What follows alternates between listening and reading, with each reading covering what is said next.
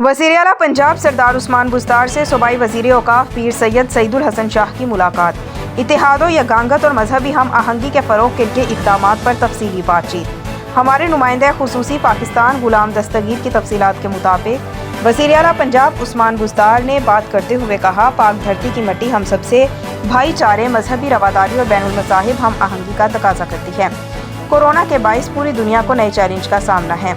Corona की तीसरी लहर खतरनाक सूरत हाल इख्तियार कर चुकी है। हेल्थ सिस्टम पर दबाव बढ़ रहा है। मौजूदा हालात में बहुत ज़्यादा एहतियात और मास्क पहनना ज़रूरी है।